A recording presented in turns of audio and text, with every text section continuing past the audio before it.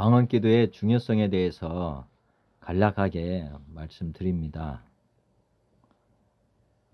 창세기 6장에 보시면 하나님이 죄인에게서 떠났다는 내용이 나옵니다. 여호와께서 3절 보시면 여호와께서 이르시되 나의 영이 영원히 사람과 함께 하지 아니하리니 이는 그들이 육신이 됨이라. 그러나 그들의 날은 120년이 되리라 하시니라. 원래 하나님께서는 하나님의 영이 함께하는 사람으로 사람을 지으셨는데, 사람이 이렇게 죄에 거하게 되면서 죄악을 짓게 되면서 이제 하나님의 영이 떠나게 되고, 그러므로 말미암아서 이제 지금 동물처럼 육신이 됨이라 이렇게 지금 어떻게 보면 전락을 하게 됐다. 그리고 이제 수명이 영원한 생명에서 이제 120년 정도 사는 존재로 바뀐다는 내용이 이제 창세기 지금 6장에 이렇게 나오고 있습니다. 다음에 창세기 11장에 보시면은 언어를 혼잡하게 했다는 내용. 지금 이 땅에 언어가 다양한데 그 다양하게 된 배경이 지금 11장에 나옵니다. 온 땅의 언어가 하나고 말이 하나였다. 그런데 이들이 벽돌을 구워서, 그 당시 지금도 이제 벽돌 굽는 게 있지만 그 당시에도 이미 벽돌을 구워 가지고 돌을 대신해서, 그러면 엽청으로 진흙을 대신해서 이제 큰 탑을 건설하고, 목적은 뭐냐면 하늘에 닿게 하여서 우리 이름, 사람의 이름을 내고 온 저면에 흩어짐을 면하자. 이런 어떻게 보면 하나님이 볼 때는 공모를 한 거죠. 공모. 하나님께 대적하는 그런 일들을 꾸몄다. 그래서 6절에 보시면은 그래서 이제 7절에 하나님께서 그 언어들을 혼잡하기 위해서 우리가 내려가서 이렇게 가지고 이제 삼위 하나님이 내려오셨다는 내용을 기록하고 있습니다. 그래서 이제 그 언어를 진짜 혼잡하게 해가지고 이제 다 흐트렸다, 뭐 이런 내용이 나옵니다. 창세기 12장에 보면은 하나님께서 이제 하나님의 택하신 아브라함을 택했다는 내용이 나오고, 두 번째 보면은 복을 주어서 아브라함을 복의 근원이 되게 한다.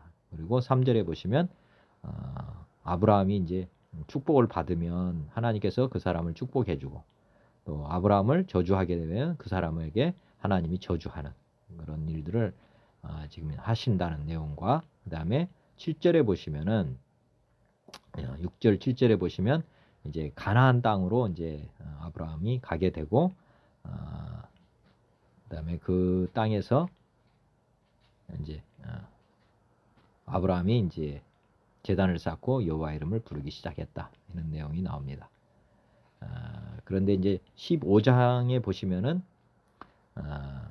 이제 아브라함이 여기는 이제 지역은 나와 있지 않지만 애굽으로 내려가서 거기서 400년 동안 살게 된다.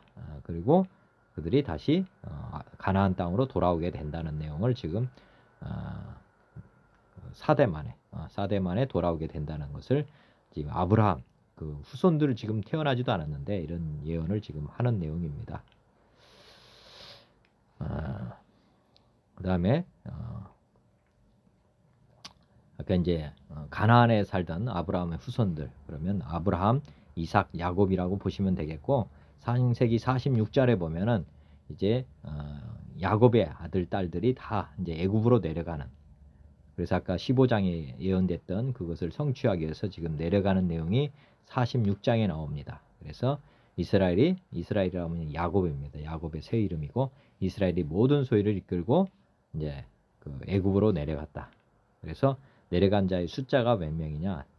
27절에 보면 요셉까지 다 포함해가지고 70명이었다. 그래서 성경에 70인이라는 숫자가 나오는데, 이제 구약에서는 애굽으로 내려갔던 사람들, 이 70명이 4대 동안 거기서 번성해서 나중에 보면은 그 장정만 60만 명, 뭐 이 정도가 나옵니다. 그래서 가나안을 정복할 수 있는 인원으로 이제 하나님께서 어떻게 보면 부유하게 하신 거죠. 자손을 크게 번성시키는 방법이 이제 애굽에 내려가서 노예 생활을 하면서 그냥 거기에서 엄청나게, 노예니까 뭐 애굽에서 제한을 하겠습니까? 산하 제한을 하지 않죠. 그러니까 엄청나게 많이 폭발적으로 인구가 이제 4대 만에 200만 명으로 크게 증가하는 그런 걸 이해하시면 되고, 그 다음에 거기서 이제 나중에 이제 출애굽을 시키는 거죠. 그래서 엄청난 군대가 나와서 이제 가나안 땅을 점령하게 되는, 이게 놀라운 하나님의 비밀입니다. 근데 이제 이게 그 모형을 지금 설명하는데 오늘 한번 잘 묵상해 보시면 좋겠습니다. 지금 이제 14장에 보면은 이제 모세라는 사람을 하나님이 택하시죠. 택하셔가지고 이제 출애굽, 애굽에서 이렇게 나왔는데, 보통은 육지로 이제 쭉 건너서 가나안 땅으로 갈 수 있는데 굳이 하나님께서는 이제 홍해를 건너도록 하십니다. 그래서 창세기 14장에 보면은 이제 홍해 앞으로 지나가는 내용이 나옵니다. 그래서 홍해 바다를 건너가게 하신다. 내용 여기 보시면은 모세가 백성에게 이르되 너희는 두려워하지 말고 가만히 있어서 여호와께서 오늘 너희를 위하여 행하시는 구원을 보라. 너희가 오늘 본 애굽 사람들을 영원히 다시 보지 아니하리라. 여호와께서 너희를 위하여 싸우시리니 너희는 가만히 있을지니라. 여호와께서 모세에게 이르시되 너는 어찌하여 내게 부르짖느냐. 이스라엘 자손에게 명령하여 앞으로 나아가게 하고 지팡이를 들고 손을 바다 위로 내밀어 그것이 갈라지게 하라. 이스라엘 자손이 바다 가운데 마른 땅으로 행하리라. 그래서 물세례의 의미를 가지고 있는 이 홍해 바다를 가르고 지금 지나가는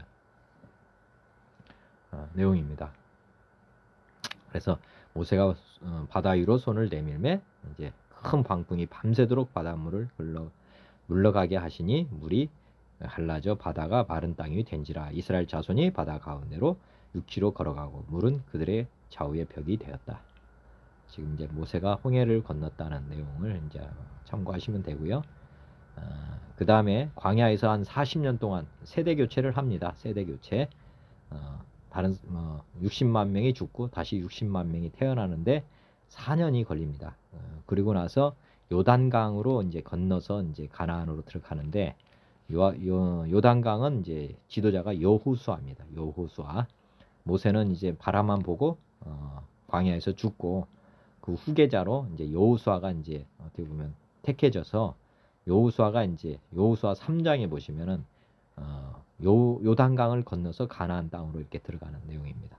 여호수아가 또 백성에게 이르되 너희는 자신을 성결하게 하라. 여호와께서 내일 너희 가운데 기이한 일들을 행하시리라. 여호수아가 또 제사장들에게 말하여 이르되 언약궤를 메고 백성 앞에 앞서 건너라 하매 곧 언약궤를 메고 백성에 앞서 나아가니라. 여호와께서 여호수아에게 이르시되 내가 오늘부터 시작하여 너를 온 이스라엘 목전에서 크게 하여 내가 모세와 함께 있었던 것 같이 너희와 함께 있는 것을 그들이 알게 되리라. 그래가지고 이 요단강은 성령 세례를 말하고 여호수아는 예수님의 그림자 모형이다. 이렇게 보시면 되겠습니다. 이렇게 지나가고 그래서 이제 요단강이 어떻게 갈라지느냐. 요단이 곡식 거두는 시기에는 항상 언덕에 넘치더라. 물이 많이 넘쳤는데 궤를 맨 자들이 요단에 이름에 궤를 맨 제사장들의 발이 물가에 잠기자 곧 위에서부터 흘러내리던 물이 그쳐서 사르단에 가까운 매우 멀리 있는 아담 성읍 변두리에 일어나 한 곳에 쌓이고 아라바의 바다 영해로 향하여 흘러가는 동안 흘러가는 물은 온전히 끊어짐의 백성이 여리고 앞으로 바로 건널세. 여호와의 언약궤를 맨 제사장들은 요단 가운데 마른 땅에 굳게 섰고 또 그 모든 백성이 요단을 건너기를 마칠 때까지 모든 이스라엘은 그 마른 땅으로 건너갔더라. 지금 이제 요단강을 이제 거듭난 사람들, 우리가 이제 애굽에서 노예하던 20대 이상은 여호수아 갈렙을 제외하고는 다 죽고, 그리고 다시 태어난 사람들이 이제 요단강을 건너서 여리고에 들어옵니다. 그리고 나서 이제 첫 번째 이제 전투, 가나안에 들어와서 첫 번째 전투가 이제 여리고성 전투입니다.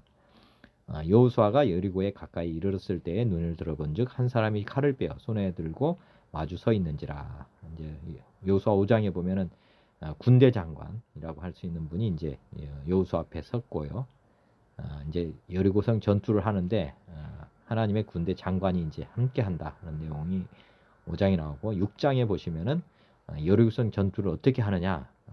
여리고성을 하루에 한 바퀴씩 6일 동안 돌고 7일 날은 7바퀴를 돌고 나서 크게 외치면 무너진다 하는 것이 이제 전투 방법입니다. 하나님께서 이렇게 여호수아에게 알려줬고, 그래서 이제 여호수아가 백성에게 이르기를 마침에 제사장 7은 양각 나팔 7을 잡고 여호와 앞에서 나아가며 나팔을 불고 여호와의 언약궤는 그 뒤를 따르며, 그 무장한 자들은 나팔 부는 제사장들 앞에서 행진하며 후군은 제 뒤를 따르고 궤 뒤를 따르고 제사장들은 나팔을 불며 행진하였더라.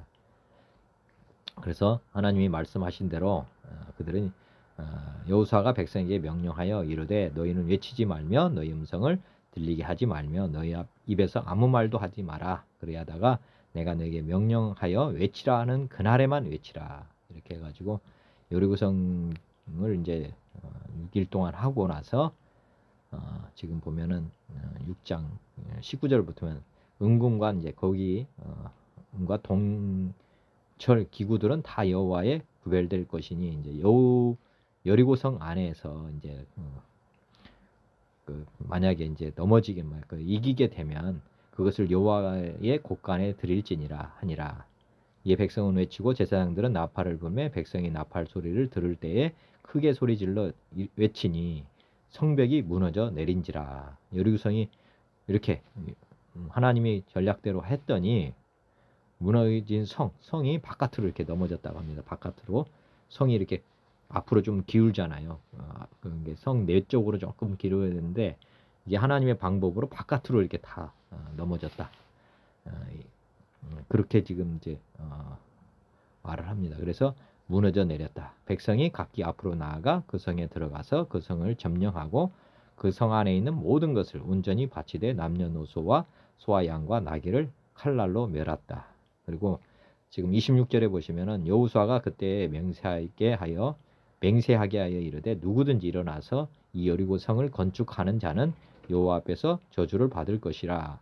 그 기초를 쌓을 때에 그의 맏아들을 잃게 될 것이고 그 문을 세울 때에 그의 막내 아들을 잃으리라 하였더라. 여호와께서 여호수아와 함께 하시니 여호수아의 소문이 그 온 땅에 퍼졌다. 지금 보면은 여리고성을 절대로 세우면 안 된다. 그 얘기를 지금 하고 있습니다. 이게 굉장한 의미를 가지는데 이게 지금 보면은 우리가 지금 방언에 대한 예표인데 우리가 이제 방언을 어떻게 해서 받느냐 보면은 크게 외칠 때 기도할 때 큰 소리로 외치게 되면은 방언이 터지게 되어 있습니다. 그리고 지금 보면 뒤에서 한 번 더 말씀드리지만은 이게 방언 기도의 예표입니다. 방언 기도. 그래서 이제 자아성이죠. 자아가 무너졌다고 하는 표시인데 다시 자아를 쌓으면 안 된다 하는 내용을 지금 이렇게 다시 이렇게 말씀하고 있는 것입니다. 무너진 성은 다시 쌓으면 안 된다. 그런데 이제 두 번째 전투가 이제 바로 아이성 전투인데 이제 여리고성 전투를 이제 하나님의 방법으로 쉽게 이겼잖아요. 근데 이제 여리고성 전투보다는 작았던 성이 이제 아이성인데 보면은 이스라엘 자손들이 온전히 바친 물건으로 말미암아 범죄하였으니 야간이라는 사람이 이제 어떻게 보면은 이거는 뭐 작은 어떻게 보면 그 당시에는 설명이 가능한 이게 이제 전쟁에서 패하는 이유가 되긴 하는데 이제 큰 뜻에서 보면은 성경 전체적인 맥락에서 보면은 이제 우리 스스로 나가서 우리가 보면 자기주도의 기도 방식이라고 보시면 되겠습니다. 방언 기도가 반대되는 말이 이제 우리 기도라고 보시면 되는데 지금 이제 여호수아에게로 돌아와서 그에게 이르되 백성을 다 올라가게 하지 말고 2-3천 명만 올라가서 아이를 치게 하소서. 뭐 작은 성이다 보니까 아마 우리끼리 나가도 되지 않겠는가 하고 이제 뭐 이스라엘 백성들이 하나님께 기도도 하지 않고 나갔는데 패했다. 백성 중 3천 명을 그리로 올라갔다가 아이 사람 앞에서 도망했다. 그래서 여호수아가 옷을 찢고 이게 뭡니까 이렇게 지금 외치는 내용입니다. 그 이유는 이제 아간이 뭐 이런 범죄했다는 내용인데 우리가 이제 우리가 기도할 때 마귀 사단 어둠의 영들하고 싸움은 사실은 아주 작은 귀신조차도 우리는 못 이긴다는 것을 알고 있어야 됩니다. 지금 아이성 우리가 무시할 수 있는 영적인 존재는 없습니다. 우리보다 믿지 않는 사람은 영적인 존재, 보이지 않는 영적 존재하고 싸움은 이길 수가 없는 건데 지금 이 아이성 전투는 그것을 말씀하고 있는 내용입니다. 그림자로. 그래서 이제 이게 패하게 되는 내용인데, 패하게 된다는 내용을 지금 말씀하고 있고요. 그래서 이제 아이성 전투, 지금 다시 돌아가야 된다. 온전히 바친 물건을 가진 자로 뽑힌 자, 아간을 다 죽이죠. 그래서 이제 다시 여리고성 그 전투에서 얻었던 것처럼 완전히 다시 바치는 그 내용을, 그러니까 회개죠. 회개. 다시 회개하면 그래서 다시 이겼다는 내용입니다. 아이성 전투가. 그러니까 그 다음에 요엘서 2장에 보면은 성령 받을 것을 예언하고 있습니다. 신약에 이제 오순절 성령 임하신 사건은 요엘이 예언한 내용입니다. 2장에 보면 그 후에 내가 내 영을 만민에게 부어주리니 너희 자녀들이 장래일을 말할 것이고 너희 늙은이는 꿈을 꾸며 너희 젊은이는 이상을 볼 것이고 그때 내가 또 내 영을 남종과 여종에게 부어줄 것이며 내가 이적을 하늘과 땅에 베풀리니 곧 피와 불과 연기 기둥이라. 여호와의 크고 두려운 날이 이르기 전에 해가 어두워지고 달이 핏빛같이 변하려니와 누구든지 여호와의 이름을 부르는 자는 구원을 얻으리니. 이는 나 여호와로 야의 말대로 시온산과 예루살렘에서 피할 자가 있을 것이며 남은 자 중에 나 여호와의 부름을 받을 자가 있을 것입니다. 그래서 남종과 여종에게 부어준다 하는 내용이 있고요. 그래서 이제 장래일을, 자녀들이 장래일을 말하고 늙은이는 꿈을 꾸며 젊은이는 이상을 본다. 이게 성령이 임하셔서 그렇게 된다는 내용이고, 예레미야에 보시면은 새 언약이라는 말씀이 나옵니다. 보면은 31절 보면은 여호와의 말씀이니라 보라 날이 이르니 내가 이스라엘 집과 유다 집에 새 언약을 맺으리라. 이 언약은 내가 그들의 조상들의 손을 잡고 애굽 땅에서 인도하여 듣는 날에 맺은 것과 같이 아니할 것은 내가 그들의 남편이 되어서도 그들이 내 언약을 깨뜨렸음이라. 여호와의 말씀이니라. 그날 이후로 내가 이스라엘 집과 맺을 언약은 이러하니. 이제 뭐 그날 이후라고 보면 이제 신약 예수님께서 오신 날 그때부터 내가 나의 법을 그들의 속에 두고 그들의 마음에 기록하다.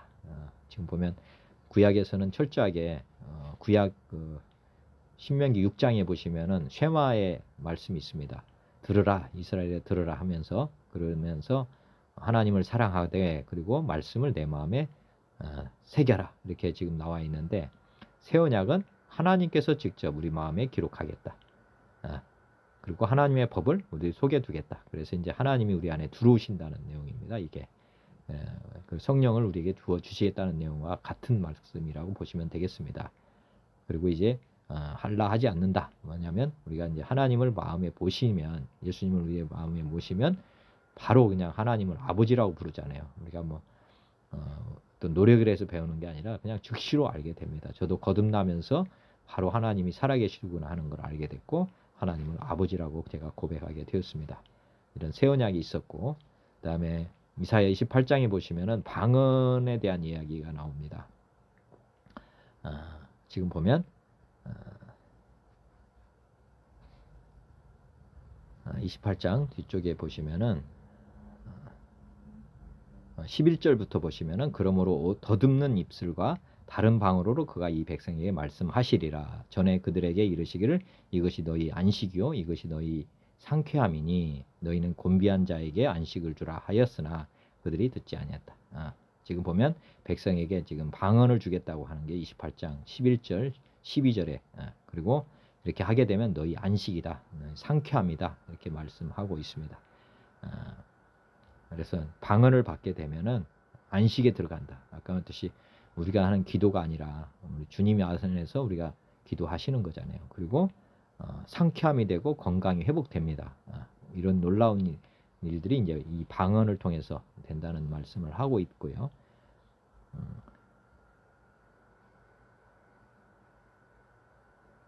그렇게 지금 이사야서 28장을 한번 보시면 되겠고, 하나님의 방법입니다. 여호와께 난 것이라 그의 경은 기묘하며 지혜는 광대하니라. 요한복음 3장에 보시면 이제 아까 듯이 세례 요한이 이제 세례를 주는, 물 세례를 주는 사람 아닙니까? 그래서 사람이 물과 성령으로 거듭나지 않으면 하나님 나라에 들어갈 수 없다.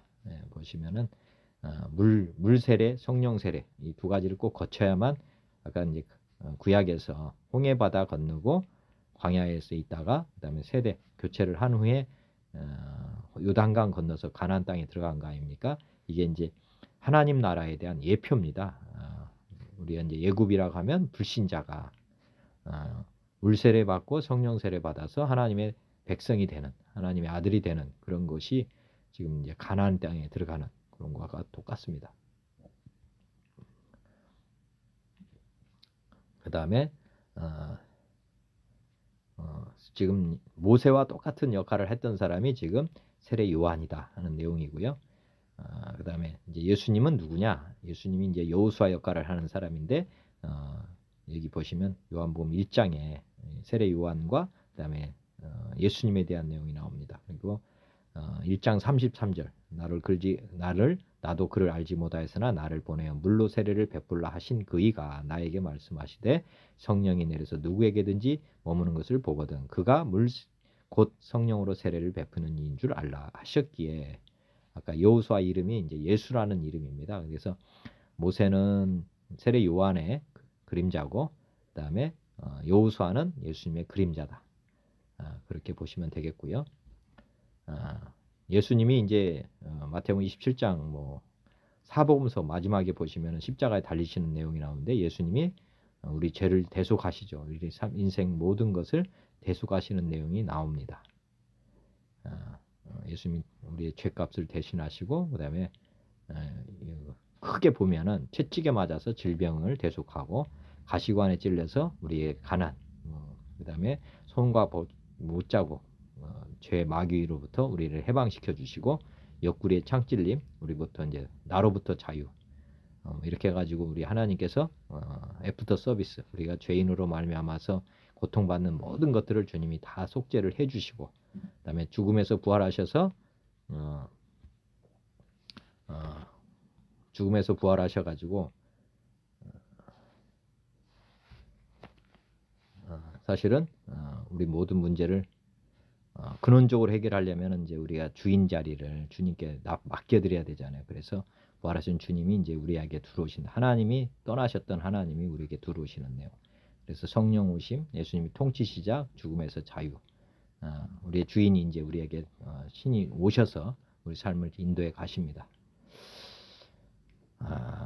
오늘 그 구약부터 지금 사복음서까지를 제가 간략하게 설명드렸는데 이 그림을 명확하게 한번 잘 보셔서 지금 보면 신약과 구약은 이렇게 짝으로 되어 있습니다. 짝 보시면 이제 누가복음을 기준으로 판단하시면 됩니다. 역사서이기 때문에 애굽은 이제 이게 불신자를 상징하고요. 그다음에 아까 모세는 세례 요한, 여호수아는 예수님을 비유하고 있습니다. 그래서 이렇게 홍해 바다를 건넜던 게 이제 물세례를 받는다는 것. 그다음에 여기서 세대 교체를 하잖아요. 40년 동안.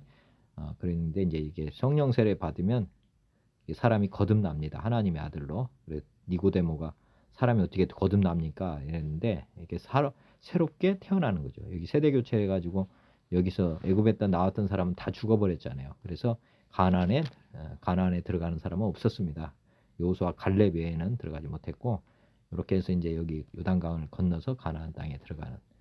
그래서 천국이라고 하는 거 하나님 나라는 물과 성령 세례를 받으면 된다 하는 내용이고 지금 보면 그 가나안 땅의 첫 번째 전투가 아까 말씀드렸지만 여리고성 전투입니다. 여리고성 전투인데 우리가 성령 세례를 받으면 대부분의 사람들이 다 방언을 받게 되어 있습니다. 방언. 이게 이제 여리고성은 자아성이라고 우리 자아가 무너졌다. 뭐 그렇게 보시면 됩니다. 우리 하나님 우리 안에 우리 작은 그릇 안에 하나님이 담기면 아까 여리고성이 바깥으로 확 무너졌잖아요. 그와 똑같이 우리 자아가 무너지면 나타나는 현상이 이제 우리가 알 수 없는 말을 하게 됩니다. 꼭 미친 사람처럼 하게 된다는 거죠. 의미 없는 우리한테는 의미가 없지만 하나님께는 굉장히 큰 의미가 있는 그게 이제 터집니다. 이게 여리고성 전투 아까 말씀드렸지만 여리고성 전투를 해서 다 무너진 성 그것을 다시 쌓는 거는 큰 저주를 준다고 했잖아요. 우리가 이제 하나님이 우리 안에 오시면 방언 기도가 다 터지게 되는데 아이성 전투는 다시 무너진 성을 다시 쌓는 거라고 보시면 되겠습니다. 그래서 이게 자기 주도로 기도가 두 종류예요. 그러니까 크게는 하나님 주도 방식으로 하는 방언 기도가 있고 사람이 주도로 하는 자기 주도가 있는데 이 아이성 전투는 아까 나가서 패했지 않습니까? 그죠? 여기는 하나님의 방식으로 했더니 이겼고 우리 영적 전투를 함에 있어서는 반드시 방언 기도를 해야 된다는 것. 자기 주도로 해서는 안 된다는 것. 그걸 왜냐하면 자기를 부인할 수 있는 방법이 없습니다. 그래서 옛사람을 부인하는 방법으로 우리 주님이 이제 주인 되는 것. 방언 기도로 굉장히 중요하고 이스라엘 백성들이 이제 하나님 주도 방식으로 계속 싸움을 해갔다면 이 가나안을 완전히 정복했을 것입니다. 그렇지만 이들이 이제 세상 사람들처럼 왕을 세우고 하나님을 이제 왕의 자리에서 다시 또 내려놨잖아요. 그죠? 왕 제사장들이 제 역할도 또 못했고 또 선지자들의 말들을 잘 듣지 않고 그러다 보니까 이제 이스라엘 백성들이 포로로 잡혀가고 결국에는 이제 초림 예수를 십자가에 못 박는 그런 엄청난 죄악을 저지르잖아요. 마찬가지로 우리가 방언 기도를 늘 생활화하고 자기주도, 자기를 자꾸 부인하고 우리가 부활하신 주님을 주인으로 왕 같은 제사장 그리고 성령 받고 성령의 이끌림으로 우리가 나간다면 아까 이제 구약에서도 이제 증거계가 이제 증거잖아요. 하나님이 살아계시다는 증거. 근데 신약에서는 부활의 증거를 가지고 이제 우리가 하나님이 살아계신다는 확증을 객관적으로 하면서 다시 오실 예수님을 준비하면서 살아가면 다 100% 같이 이제 천국 백성이 다 되는 것입니다. 우리가 이제 우리 마음 가운데 겨자씨만한 천국 임합니다. 이렇게 성령 세례 받으면 그때부터 이제 방언 기도를 하는 사람은 약간씩 우리 안에 있는 마귀 사단들이 다 떠납니다. 우리 마음 안에 악한 마귀 사단들이 가득 차 있거든요. 이게 전쟁입니다. 구약에서 가나안 백성들이 이스라엘 백성들이 가서 가나안을 점령하는 것이나 우리 안에 지금 이제 마귀 사단들이 집을 짓고 있었는데 성령 세례 받고 거듭나면 바로 그냥 완전히 정복되는 게 아니고 이제 그때부터 방언 기도를 하면서 하나님 주도의 인생으로 나아가면 마귀가 이제 떠나간다. 그것입니다. 그래서 겨자씨만한 믿음만 있어도 마귀를 다 쫓는다고 했는데 그게 그런 뜻입니다. 여리고성 전투를 한번 이겼기 때문에 백성들이 그 방식으로만 계속 나갔다면 가나안을 완전히 점령했을 것입니다. 지금 마찬가지로 우리도 방언을 주시고 방언 기도를 하도록 했다면 계속 해야 되는 거거든요. 사실. 그런데 많은 분들이 이 뜻을 잘 모르기 때문에 방언을 패합니다. 아이성 전투처럼 우리끼리 하면 되지 않느냐. 그런데 다 100점 100패입니다. 그리고 마가복음 16장에 보시면은 믿는 자들에게는 다른 표적이 있는데 뭐가 있냐면 너희는 온천에 되면 만민에게 복음을 전하라. 믿고 세례를 받는 사람은 구원을 얻을 것이고 믿지 않는 사람은 정죄를 받는다. 믿는 자들에게는 이런 표적이 따른다. 그들이 내 이름으로 귀신을 쫓고 새 방언을 말하고 뱀을 집어올리고 무슨 독을 마셔도 해를 받지 않는다. 병든 사람에게 손을 얹으니 낫는다. 이게 다 악한 듯이 믿는 사람들에게는 악한 듯이 방언의 역사가 주어지고 그다음에 기본적으로 이제 방언 기도 중심으로 삶을 들이면은 아까 모든 영적인 놀라운 계시들이 다 임합니다. 사도행전 1장 8절에도 보면 성령이 너에게 임하시면 너희가 권능을 받고 예루살렘 원유다 사마리아 땅끝까지 이르러 증인이 되게 한다. 지금 우리가 증인이 아니라 성령님이 오셔서 증인이 되게 하신다는 겁니다. 그러니까 성령의 기도, 성령 충만한 사람만이 우리가 보면 이제 영적 전투를 다 끝낼 수가 있습니다. 그리고 사도행전 2장에 오순절날이 이르러서 급하고 바람 같은 소리가 있어 그래서 이제 성령 강림 사건이 있고 아까 요엘이 예언했던 요엘서에 있었던 말씀이 이루어집니다. 이렇게 보면 남종과 여종에 부어주리니 이 말씀이 이제 이루어지고 그다음에 사도행전 2장 38절에 보면은 이제 이스라엘 백성들에게 베드로가 이제 말씀하죠. 예수님을 믿으라 그러면 산다고 그런 내용이 나오고 유대인들이 이제 회개하는 사건이 일어납니다. 보면 38절에 보면 베드로가 이르되 너희가 회개하여 각각 예수 그리스도의 이름으로 세례를 받고 죄 사함을 받으라 그러면 성령의 선물을 받는다. 성령은 어떻게 받느냐? 예수 그리스도의 이름으로 세례를 받고 죄 사함을 받으면 성령 하나님께서 우리 안에 들어오십니다. 이 약속은 너희 모든 자녀와 모든 먼데 있는 사람 곧 우리 하나님이 얼마든지 부르시는 이들에게 즉 이방인들에게까지도 다 이 동일한 하나님은 동일하게 역사하신다. 그래서 여러 말로 확증하여 권하여 이래서 그래서 이제 3,000명이 돌아오는 놀라운 사건이 있었다 하는 것을 지금 말하고 있고요. 그 다음에 이방인에게도 세례를 성령 세례가 임하는 내용이 사도행전 10장에 나오는데 10장에 이제 이방인에게도 동일하게 성령 세례가 임한 내용이 이제 고넬료 가정에서 일어났다 하는 내용입니다. 그 다음에 새 언약의 성취 앞에 보면은 예레미야 31장 31절에 아까 있었잖아요.